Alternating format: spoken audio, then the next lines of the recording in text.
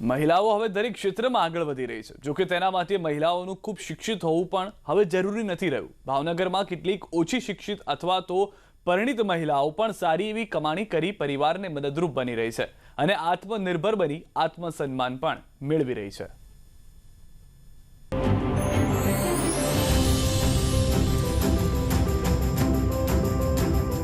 ભાવનગર શહેર અને જિલ્લાના કરોડરજ્જુ સમાન ગણાતા હીરા ઉદ્યોગમાં હવે મહિલાઓની ભાગીદારી વધી છે। ગોહિલવાડ પંથકમાં 16,000 જેટલી મહિલાઓએ હીરા ઉદ્યોગને ગૃહ ઉદ્યોગની જેમ અપનાવી લીધું છે અને તેમાંથી ક્ષમતા મુજબ 5,000થી લઈને 15,000 સુધીની આવક મેળવે છે। કોરોના મહામારીમાં જ્યારે ગામડાઓમાં રોજગારી છીનવાઈ હતી, ત્યારે પણ આ મહિલાઓ તેમના પરિવારો માટે સંકટ સમયની સાથી બનીને રહી। જોડાઈ હતી ત્યારે મારે 1,500 રૂપિયા પગાર હતો, અત્યારે મને 12,000 પગાર આપવામાં આવે છે અને હું બહુ ખુશ છું। અત્યારે મહિલાઓનો વિકાસમાં પણ બહુ સારો છે। પહેલાં જે સાડીઓને એવું ભરે એમાં બહુ ઓછા પૈસા મળે છે, અહીંયા ખૂબ સારા પૈસા મળે છે। કોવિડ-19ની પરિસ્થિતિ છે એના લીધે અત્યારે ઘરમાં થોડીક પ્રોબ્લેમ આવે નહીં અને એવું ખર્ચો નીકળી જાય, એ માટે હું ઘરેથી અહીંયા ઓફિસમાં હીરાના કામે આવું છું, જેનાથી 300થી 600ની એવરેજમાં પર ડે હું કામ કરું છું। ઉદ્યોગમાં કાર્યરત બહેનો પોતાના ઘરનું કામ નિયમિત કરીને બાકીના સમયમાં હીરા કામ કરીને કમાણી કરી લે છે।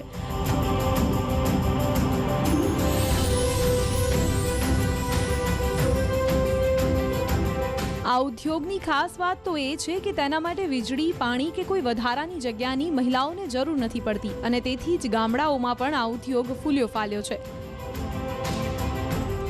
આનંદની વાત એ છે કે પહેલાં 10-12 હજાર જ મહિલાઓ કામ કરતી હતી, અત્યારે વધીને 15થી 20,000 મહિલાઓ ડાયમંડમાં શહેરી અને ગ્રામ્ય વિસ્તારમાં કામ કરી રહ્યા છે।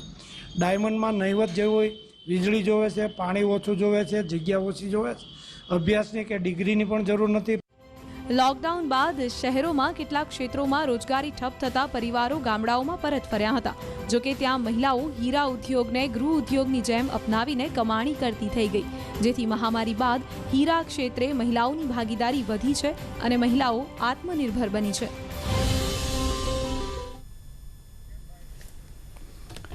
વિશ્વ આજે મહિલા દિવસની ઉજવણી કરી રહ્યું છે। ઘણી બધી એવી મહિલાઓ છે જેઓએ પોતાના સંઘર્ષથી સફળતાના શિખરો સર કર્યા। ત્યારે વાત છે ગુજરાતની એક એવી મહિલા પોલીસ ઓફિસરની, જેઓ માતાની સાથે સાથે પોલીસની જવાબદારી પણ પૂર્ણ નિષ્ઠાથી નિભાવી રહ્યા છે અને મહિલા છે વડોદરા પોલીસમાં ફરજ નિભાવતા મોનિકા શાહ।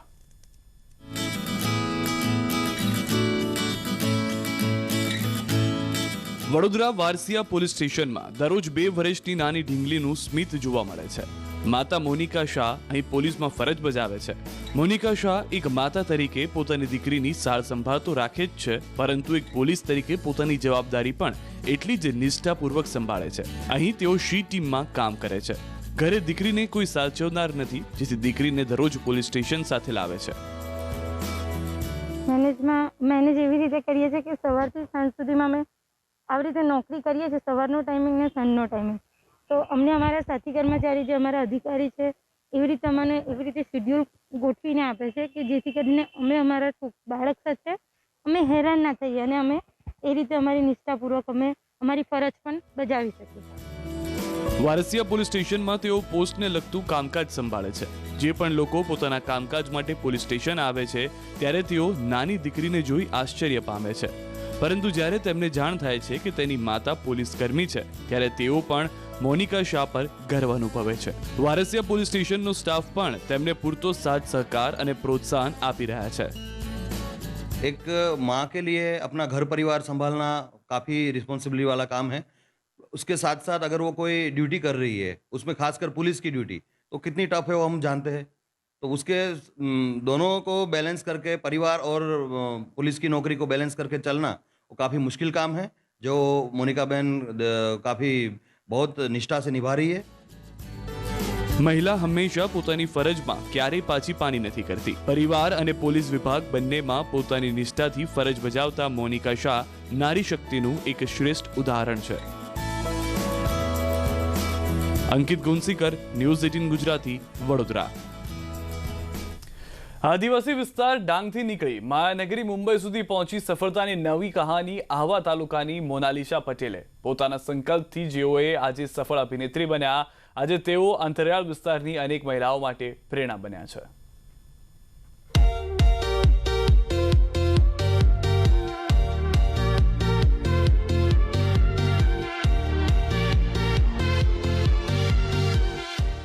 રાજ્યનો ડાંગ જિલ્લો અંતરિયાળ અને આદિવાસી બહુમૂલ્ય ધરાવતો આ જિલ્લો આજે પણ અનેક સુવિધાઓથી વંચિત છે, પરંતુ અહીં પ્રતિભાની કોઈ કમી નથી અને તેને શ્રેષ્ઠ ઉદાહરણ બન્યા છે મોનાલિસા પટેલ, જેમણે 23 વર્ષ સંઘર્ષ કર્યો અને માયાનગરી મુંબઈમાં ધારી સફળતા મેળવી.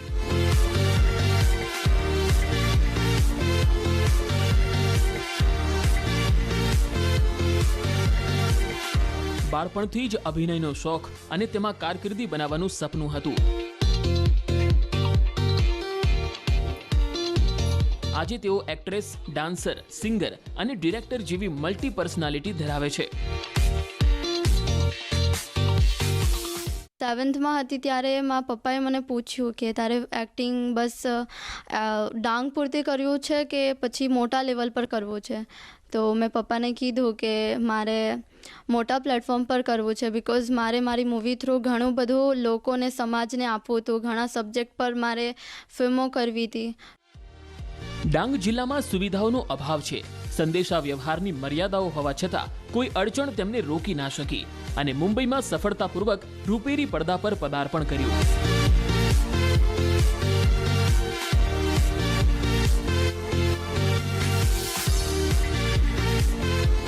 માત્ર 4 વર્ષની ઉંમરમાં સાવલી નામની પ્રાદેશિક ભાષાની ફિલ્મમાં ઉત્કૃષ્ટ અભિનય કર્યો. નેટિવ કોંગો અને ચિત્રકૂટમાં અભિનયનો ઓજસ પાથર્યો.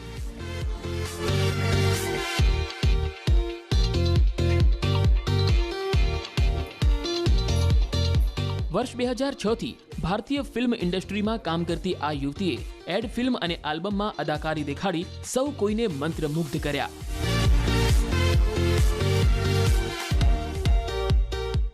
ચેલેન્જિંગ હતું કે મારે મુંબઈ જેવી મોટી સિટીમાં વર્ક કરવું, સ્ટડી કરવી અને ઘણી બધી નવી વસ્તુઓ શીખવી. બટ ફેમિલીના સપોર્ટથી અને એક ધ્યેય હતું કે મારે ફિલ્મ મેકિંગમાં આગળ વધવું છે, તો એના લીધે મને તાકાત મળી કે હું ઘણી બધી પ્રોબ્લેમ્સને પાર પાડી શકું. અંતરિયાળ વિસ્તારના બાળકોમાં રહેલી પ્રતિભાને બહાર લાવવા સિને વિદ્યા વર્કશોપના માધ્યમથી ફિલ્મની બારીકાઈઓ પર કામ કરી રહ્યા છે. મહિલા દિન વખતે હું મહિલાઓ માટે કહેવા માંગીશ કે આપણે લાઈફમાં કોઈનાથી કમ નહીં સમજવું પોતાને, બિકોઝ આપણા અંદર બધું હોય છે. જે આપણે કંઈ પણ અચીવ કરવા માંગીએ, કંઈ પણ આપણે ધ્યેય પકડશું ને તો આપણે અચીવ કરી જ શકીએ. ગત સપ્તાહમાં જ અમદાવાદમાં યોજાયેલ ઇન્ટરનેશનલ લિટરેચર ફેસ્ટિવલમાં ભાગ લઈને આવેલા મોનાલિસા પટેલે મરાઠી ફિલ્મમાં નાદ પ્રેમાચા સહિત તેમની હોમ પ્રોડક્શનની આગામી ફિલ્મ શામમાં કરી ડાંગ અને ગુજરાતને ગૌરવ પ્રદાન કર્યું.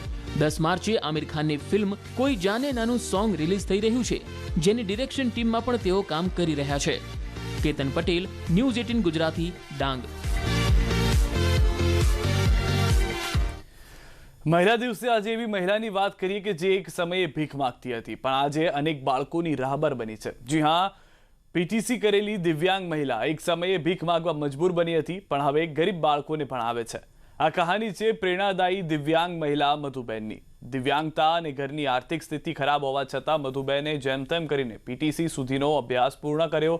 અભ્યાસ બાદ તેઓ કંપનીમાં નોકરીએ લાગ્યા. તેમના લગ્ન પણ થયા. જોકે લોકડાઉન સમયે નોકરી છૂટી જતા આર્થિક હાલત વધુ કથળી, જેના કારણે તેમને પેટનો ખાડો પૂરવા માટે ભિક્ષા માંગવી પડી. જોકે એક દિવસ સેવા સર્વોપરી સંસ્થાએ તેમને મદદ કરી અને આજે તેઓ પોતાના સ્લમ વિસ્તારમાં 30 જેટલા બાળકોને ભણાવી રહ્યા છે. સર્વોપરી સેવા એના ઉપર જ એમને અમાને મળ્યા ને પછી વાત કરીને એ કે અહીંયા ટ્યુશન ક્લાસ ચાલુ કરાવો, અમે મદદ કરશું તમારી. તો આપણે તો કીધું આપણે તો કરવું જ છે. અહીંયા ટ્યુશન ક્લાસીસ કરીએ છીએ ચાલુ. મારું કહેવાનું એવું છે કે ભલે આપણે કાંઈ ના કરી શકીએ, આપણી મહેનત મજૂરી કાંઈ બી કરીને આપણે આગળ વધવું જોઈએ અને આપણા સમાજને આગળ લાવવું જોઈએ. દરેક મંદિરે દરેક મોલે જઈ અને એવા ભિખારી લોકો જે હવે મુખ્ય ધારામાં જોડાવા ઈચ્છે છે એમનો સંપર્ક કરીએ છીએ, એમની તકલીફો જાણીએ છીએ. જો કોઈ બેન છે જે ભણેલ ગણેલ છે પણ એમને નોકરી નથી મળી, એના કારણે ભીખ માંગવા મજબૂર થયા છે, તો એમને અમારી પાસે જોબ પર રાખી લઈએ છીએ. તો મહિલા દિન નિમિત્તે મળીએ હાયર એન્ડ ટેકનિકલ એજ્યુકેશન ડિપાર્ટમેન્ટના પ્રિન્સિપલ સેક્રેટરી અંજુ શર્માને. તેઓ 3 દાયકાથી સંધિ અધિકારી તરીકે કાર્યરત છે. મહિલાઓ માટે તેમનો શું સંદેશ છે તે જોઈએ. નમસ્કાર, ન્યૂઝ 18 ગુજરાતીમાં આપનું સ્વાગત છે. હું છું આપની સાથે સંધ્યા. એક નારી સબ પે ભારી આ કહેવામાં આવે છે ને, જ્યારે મહિલા દિવસ છે તો આ ઉપક્રમે આજે ન્યૂઝ 18 ગુજરાતી એવી મહિલાઓ સાથે આપને રૂબરૂ કરાવી રહ્યું છે કે જેણે તેમના જે ફિલ્ડ છે તેમાં કાંઠું કાઢ્યું છે. ફક્ત એટલું જ નહીં, કામ તો તેઓ સારી રીતે કરી રહ્યા છે, પરંતુ મહિલાઓ માટે ખાસ કરીને આગવી ઓળખ પણ ઊભી કરી છે ને મહિલાઓ માટે સતત તેઓ કાર્યરત છે. અને આવા જ એક વ્યક્તિત્વ સાથે આજે અમે આપને મળવા જઈ રહ્યા છે, જેમનું નામ છે અંજુ શર્મા. જી હા, principal secretary higher and technical department તરફથી આપણી સાથે તેઓ જોડાયા છે અને તેમની સાથે સીધી વાતચીત કરીશું અને તેમની પાસેથી જાણવાનો પ્રયત્ન કરીશું કે આખરે જે 3 દાયકા સુધી તેમણે આ ફિલ્ડમાં અત્યારે તેઓ કાર્યરત છે તેમનો અનુભવ કેવો રહ્યો છે અને એક મહિલા તરીકે તેમણે તેમની ફિલ્ડમાં એવા કયા કાર્ય કર્યા છે કે જેઓએ મહિલાઓ માટે, ખાસ કરીને મહિલા ઉત્થાન માટે તેઓ આગળ પડતું કાર્ય કરી શકે અને એક પ્રેરણા પૂરી પાડી શકે. ઘણી બધી વાત કરીશું. સીધી જ મુલાકાત આપણે કરીએ છીએ અંજુજી સાથે. મેમ, આપનું સ્વાગત છે ન્યૂઝ 18 ગુજરાતીમાં. હવે સવાલ મને પહેલો એમ થાય છે કે આપને લેખક તરીકે બોલાવું, આપને એક સુપર્બ IAS ઓફિસર તરીકે બોલાવું, કઈ આપની ઓળખ મને તો આપવાની થાય ત્યારે મને ઘણા બધા સવાલો ઊભા થઈ જાય છે. એક જ ઓળખ છે, અંજુ શર્મા. ઓકે, સિર્ફ નામ ही કાફી है અને મહિલાઓ માટે આ જ કહેવું જોઈએ કે નામ જ કાફી છે, બીજું બધું બાજુમાં મૂકી દો. રાઈટ, ફક્ત નામ કાફી છે. એમાં બી ફક્ત અંજુ કાફી છે. અંજુ કાફી છે. ઓકે, એટલે સરનેમને આપણે બાજુમાં મૂકી દઈએ, બધું જ બાજુમાં મૂકી દઈએ. પરંતુ 3 દાયકા તમારી જે કાર્યશીલ રહ્યા છો અને હજુ પણ આપ કાર્ય કરી રહ્યા છો, આ 3 દાયકાનો અનુભવ એક મહિલા તરીકે તમારો કેવો છે? બહુ સરસ છે. And I have lived my life as a woman, as a person, as an individual fully. અને આઈ મસ્ટ સે કે એક મહિલા તરીકે હું પોતાની ઓળખ ઊભી કરું અથવા તો એટલા બધા રોલ્સ પ્લે કર્યા છે લાઈફમાં અને એટલા બધા રોલ્સ પ્લે કરી રહી છું અને દરેક રોલ એક જુદી જ સેટિસ્ફેક્શન આપે છે. ઓકે મેમ, હું આપને થોડો ભૂતકાળમાં લઈ જઈશ, કારણ કે સ્ટુડન્ટ લાઈફ હતી એ સમયે પણ આપનો એક એવો અનુભવ હતો, ખાટો મીઠો અનુભવ હતો, થોડી એવી નિષ્ફળતા મળી, પરંતુ એ નિષ્ફળતા બાદ એ જ નિષ્ફળતાએ કદાચ હું એવું માનું છું કે આપને MBAમાં ગોલ્ડ મેડલ અપાવ્યું છે ને કદાચ હું દર્શકોને પણ યાદ અપાવવા ઈચ્છીશ કે મેમ એક એવા વ્યક્તિ છે કે નાની ઉંમરમાં ફર્સ્ટ અટેમ્પ્ટમાં જ તેઓએ આ જે કોમ્પિટિટિવ એક્ઝામ છે તે પાસ કરી હતી. એમ આઈ રાઈટ મેમ? જો નિષ્ફળતા જે હોય છે ને એ આપણી જાત, આપણી પર્સનાલિટીને કારણે નથી હોતી. નિષ્ફળતા આપણા કર્મોના કારણે હોય છે. Anju Sharma never failed. Whatever she did failed. So that time I was not paying much attention to studies. I was not focused enough. So I got a setback in my midterms. But that setback made me realize the importance of hard work. And after that there was nothing looking back. And it allowed the real Anju Sharma to come up. Accept the failures. And once we start accepting the failures, a very positive environment gets built up. And when a positive environment gets built up, everybody breathes freely. પરંતુ એવો સમય જ્યારે ઘણી બધી સમસ્યાઓથી આપણે ઘેરાયેલા હોય ને એક ફિમેલ હોય અને પ્રોફેશનલી પણ સમસ્યાઓ હોય, પર્સનલ લાઈફમાં પણ સમસ્યાઓ હોય, ફેમિલીની પણ હોય, એવા સમયે તમને કોણ બહાર લાવે છે? એક ફિમેલ તરીકે તમે શું કહો છો અને એક્ઝામ્પલ શું આપશો કે એ વખતે કોની ખાસ જરૂર હોય છે ફિમેલને? Okay, so you're trying to enter my personal life, but see, it's not one person. I have a network of so many good people around me, so many good people around me, known and unknown, and most of them unknown to the world. શરૂઆત જ કરી હતી કે મેમને કયા નામથી બોલાવું, કારણ કે આપ લેખક પણ છો, પુસ્તક પણ લખ્યું છે કોર્પોરેટ મોન્ક, એના વિશે થોડી વાત કરશો, કારણ કે એમાં આપના જીવનના પણ કેટલાક અનુભવો ક્યાંક આપણે કંડારવાનો આપે પ્રયત્ન કર્યો છે. એમાં Corporate Monk was actually half fiction plus half experiences of so many people that I had seen. and I had interacted with, and I kind of blended all that into a presentable fiction form to make people understand what life is all about. But then understanding life as such is more important, and understanding the fact that life does not always offer you roses. Thorns come along with roses, and this has to be a great message for girls, that every time there are going to be difficulties, success, difficulty, success, difficulty, success. That's all a part of life. And that's how the heartbeat goes, up, down, up, down, up, down. Because you think the beauty is that if you don't have a difficulty, you will never enjoy the success. કે આપે અત્યાર સુધી જે projects કર્યા છે, આપની સૌથી નજીક કયો પ્રોજેક્ટ રહ્યો છે જેમાં તમને બહુ જ મજા આવી હોય, મહિલાઓ વિશે કામ કરવાની વાત હોય, કારણ કે અભ્યમમાં આપ પાર્ટ હતા એનો, ખિલખિલાટ આપનો બહુ જ નજીકનો પ્રોજેક્ટ છે, તો આનો કોઈ અનુભવ શેર કરશો?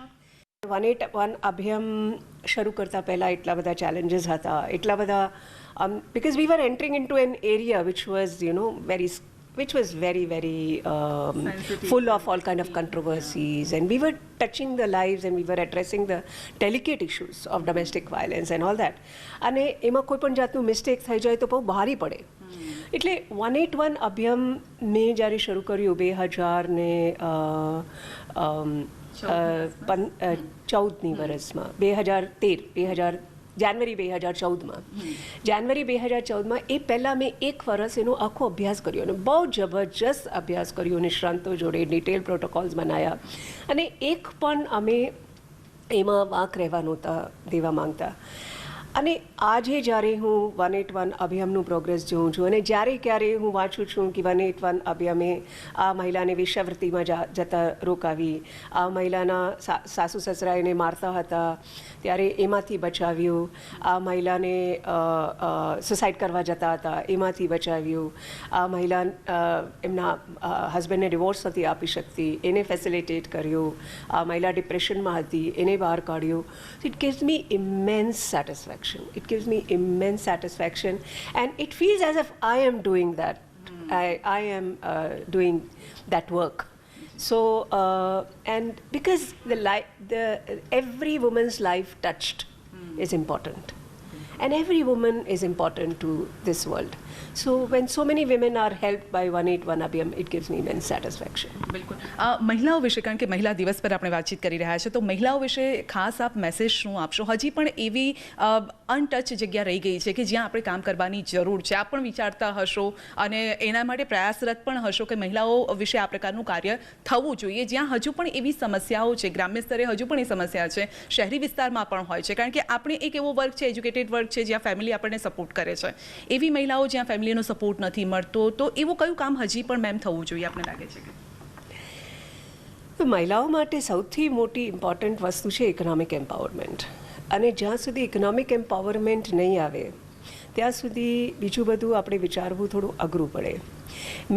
મેં કેટલી બધી એવી મહિલાઓ જોઈ છે જે પોતાના ફેમિલી લાઈફથી ત્રસ્ત છે અને જેમને કંઈ પણ સપોર્ટ ઘરે નથી મળતું, and still they cannot leave because they do not have economic empowerment. They think their life outside is much more difficult. એટલે એ સૌથી મોટી ઇમ્પોર્ટન્ટ વસ્તુ આ છે. અને ઇકોનોમિક એમ્પાવરમેન્ટમાં બી આપણે I talked about Abhiyam. Then second part was student startup and innovation policy. Of course, this was more of a generic program where we are targeting students, but now we have started giving emphasis on women empowerment. And we have started a V-Start program where we are encouraging women entrepreneurs.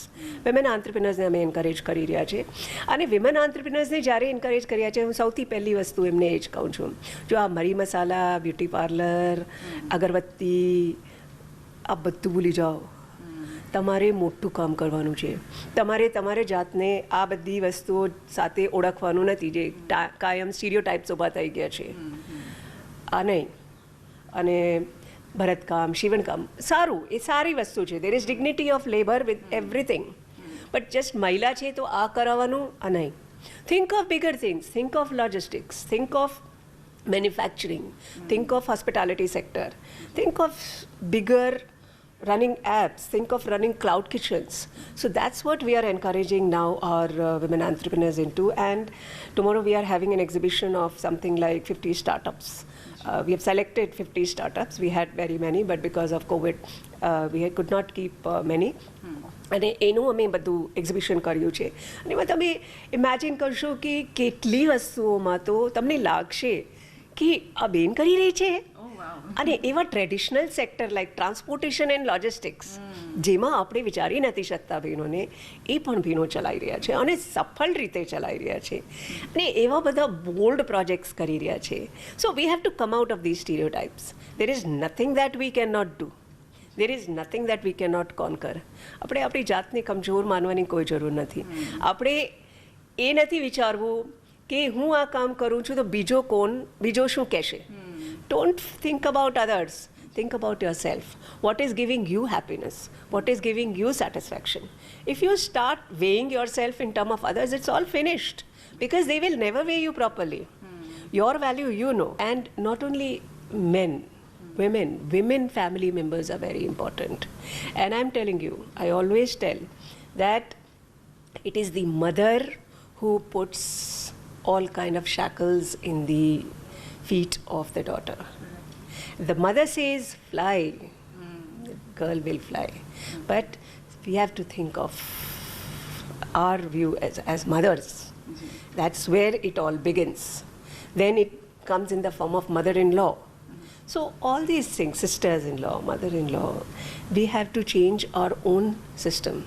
Why do we want to blame it on the other party?